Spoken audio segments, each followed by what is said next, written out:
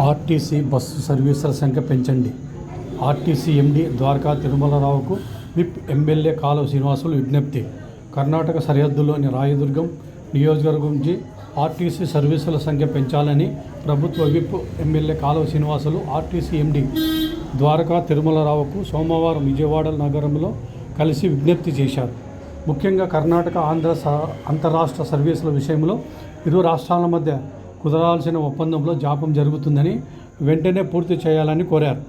పూర్తి అయితే చాలా బస్సు సర్వీసులు కర్ణాటక ఆంధ్రాల మధ్య తిరిగి ప్రారంభమవుతాయని ఆర్టీసీ ఎండీకి తెలియజేశారు.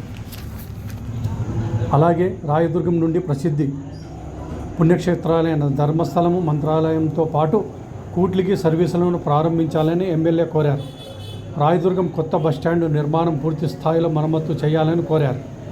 దూర ప్రాంతాలైన నెల్లూరు, నంద్యాల, ఒంగోలు పట్టణాలకు కూడా సర్వీసుల విషయంలో దృష్టి సారించాలని ఎమ్మెల్యే కాలువ శ్రీనివాసులు ఆర్టీసీ ఎండీని కోరారు.